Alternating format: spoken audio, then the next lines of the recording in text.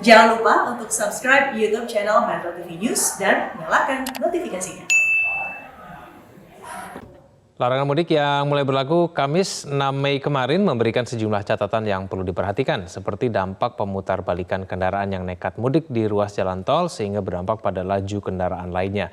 Bagaimana Badan Pengatur Jalan Tol mengatasi hal ini? Kita telah terhubung dengan Kepala BPJT Danang Parikesit dan juga ada Agus Pambagio sebagai pengamat kebijakan publik melalui sambungan Zoom. Pak Agus dan juga Pak Danang, selamat pagi. Pagi. Baik, saya ke Pak Danang dulu. Pak Danang, kalau melihat mengenai pemberlakuan larangan mudik yang mulai berlaku pada hari kemarin, terjadi kemacetan yang cukup panjang ketika terjadi penyekatan. Nah, ini peran dari BPJT sendiri ketika terjadi dampak penyekatan seperti ini, kemacetan di jalan tol itu seperti apa, Pak Danang? Ya, kalau kita bicara mengenai pengaturan lalu lintas, memang diskresinya kan ada di Korlantas Polri dan juga teman-teman kita di Kementerian Perhubungan ya.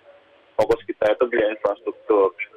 Dan bersama dengan badan usaha jalan tol itu beberapa fasilitas yang kita sediakan itu seperti movable concrete barrier ya. Dan kemarin memang yang terjadi adalah pengaturan dari concrete barriers yang tidak mudah untuk kita pindah-pindahkan, sehingga pembukaan exit di Cikarang itu menjadi terhambat dan menyebabkan antrean yang cukup panjang bagi kendaraan yang putar balik. Saya kira ini yang kita evaluasi terus-menerus untuk kita bersama dengan teman-teman kita dari kepolisian maupun di perhubungan untuk memastikan bahwa pergerakan itu betul-betul mengalir dan tidak menyebabkan kemacetan baru yang menimbulkan risiko kerumunan ya. Kalau kita lihat dari video yang sempat viral di media sosial, itu kan kemacetan kan kemudian menimbulkan kerumunan baru, dan ini menurut saya satu pelajaran penting untuk kita tidak menggunakan concrete barriers, tapi menggunakan movable barriers sehingga terjadi fleksibilitas yang lebih baik bagi kita untuk melakukan pengaturan lalu lintas. Baik, tapi penjelasan mengenai skenario full preparedness, terutama di jalan tol dan rest area selama masa periode larangan mudik ini seperti apa, Pak Danang? Ya, kita kan memiliki 61 titik ya penyekatan di Jawa dan di Sumatera, dan kita tetap menggunakan protokol yang sudah disiapkan baik oleh Satgas Covid, kemudian menggunakan referensi dari Kementerian Perhubungan. Yang pertama, yang kedua ada beberapa rest area yang kita siapkan itu memiliki proses untuk uji antigen, sehingga bagi mereka yang lolos dan mereka masuk ke rest area itu kita screening untuk mereka menggunakan rest area itu dengan protokol yang tepat dan sudah memiliki antigen data yang negatif ya. Sekarang ini ada 4 di kilometer 57A di Jakarta Cikampek, kilometer 72A dan 88A di Cipularang, serta kilometer 510B di Tol Solongawi. Dan ini bagi kita itu bisa kita lakukan secara fleksibel kalau memang permintaannya semakin meningkat. Jadi ini yang kita bisa lakukan. Di samping di rest area sendiri kita hanya membatasi 50% dari seluruh fasilitas itu bisa digunakan oleh para pengunjung.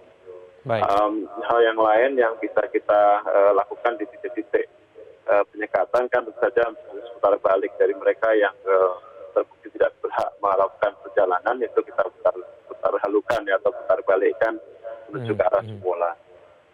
Baik, Pak Agus, Anda sendiri melihat mengenai hari pertama pelarangan mudik, dampaknya seperti apa dan kemudian evaluasinya seperti apa, itu bagaimana jalannya kemarin, Pak Agus?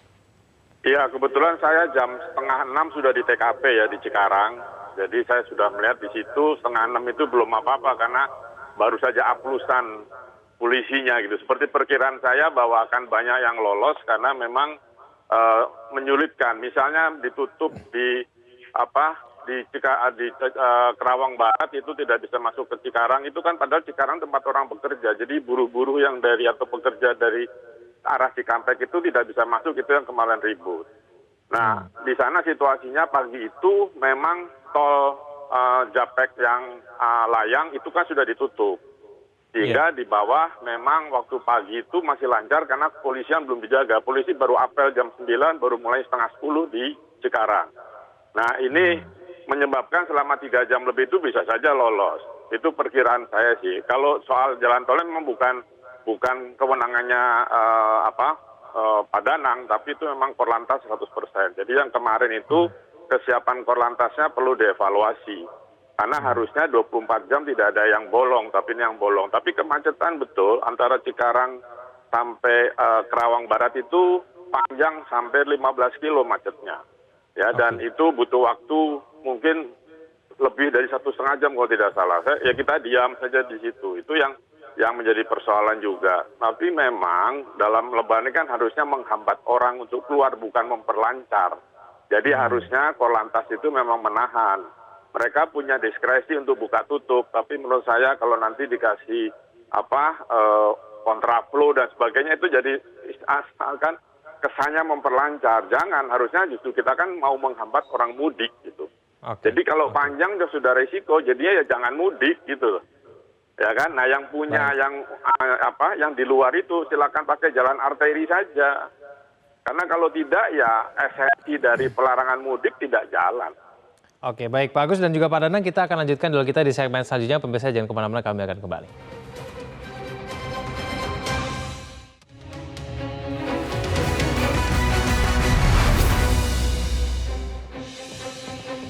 Kembali bersama kami di Metro Pagi Prime Time. Saya kembali ke Pak Agus. Pak Agus, jadi yang membuat bahwa penyekatan ini tidak efektif itu bagian mananya Pak Agus sebetulnya?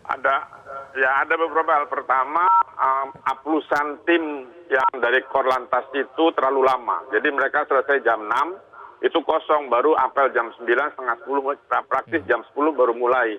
Jadi ada jeda 4 jam itu orang bisa lewat. Gitu ya. Itu satu. Kedua juga penutupan itu harus diperhitungkan. Karena kalau yang dari arah Cikampek itu jangan ditutupnya di Kerawang Barat. Kata alasannya karena yang diputar balik akan terhalang, itu mungkin bisa dicari lain. Apakah ditarik mundur ke belakang. Nah, hal semacam ini yang perlu dihitung lagi berdasarkan pengalaman kemarin. Kemacetan pasti ada. Jadi sekarang kan tujuannya sesuai dengan Permen Hub 13 dan juga SE Satgas kan adalah tidak boleh mudik. Ya jadi jangan diperlancar memang. Kalau diperlancar ya sama saja. Ya jadi kan? kalau Dan terjadi intinya kemacetan memang panjang kebanyakan- begitu jangan dibuka begitu tolnya begitu, Pak Agus? Menurut Jangan saya ya, karena tujuannya kan melarang, bukan melancarkan. Berbeda dengan angkutan lebaran yang biasanya sebelum pandemi. Ya kan memang, tapi kemarin 90% pagi itu sampai siang itu kebanyakan truk. Ada yang kosong, ada yang muatan. Tapi ada juga truk yang membawa kendaraan kok boleh lewat. Itu kan bukan bahan-bahan yang esensial harus diangkut. Nah itu juga perlu dihitung. Oke, baik. Saya kembali kepada Pak Danang. Pak Danang, untuk pemudik yang mungkin sudah diputar balik begitu ya, ada tidak kemudian fasilitas-fasilitas yang kemudian disediakan terhadap pemudik yang terkena sanksi putar balik ini? Ya, mungkin saya mau komentar sedikit ya mengenai kejadian yang kemarin, dan saya kira refleksi kita terhadap pengaturan di tahun lalu ya. Perbedaan dengan tahun lalu itu adalah kalau tahun lalu itu kendaraan yang melewati penyekatan itu langsung dibuang ke arteri dengan harapan bahwa mereka akan kembali ke daerah asal melalui arteri. Yeah. Nah, yang terjadi itu pada tahun lalu itu tidak langsung kembali, tapi meneruskan perjalanan lewat arteri. Nah, sekarang itu idenya kan berbeda.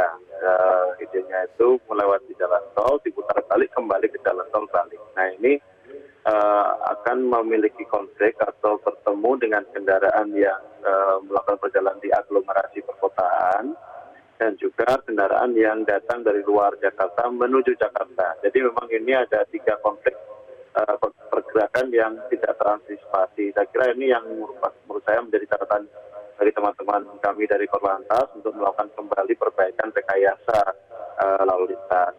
Yang kedua, pertanyaan soal putar balikan. Jadi kita kan memang fokus kita mengakomodasi perjalanan aglomerasi seperti yang ada di dalam SE Peraturan Menteri Perhubungan Nomor 13 Tahun 2021, tapi kita menghalangi perjalanan antar wilayah kecuali untuk kendaraan-kendaraan yang dikecualikan. Nah, bagi mereka yang kembali fokus kami juga memungkinkan mereka kembali ke tempat asal pertama. Tapi yang bagi mereka yang tetap diizinkan melakukan perjalanan, kita akan pastikan mereka itu tidak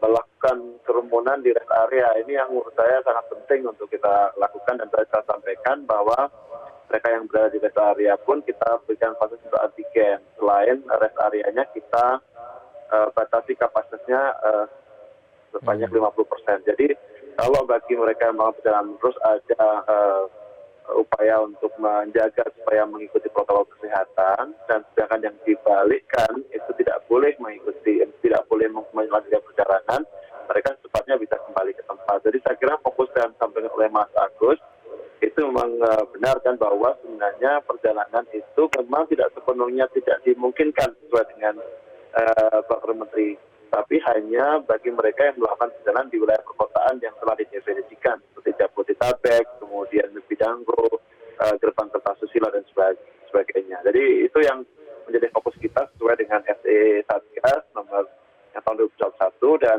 Peraturan Menteri Perhubungan nomor 13 tahun 2021. Baik, terima kasih Pak Danang, terima kasih Pak Agus telah bergabung bersama kami di Metro Pagi Prime Time. Selamat pagi.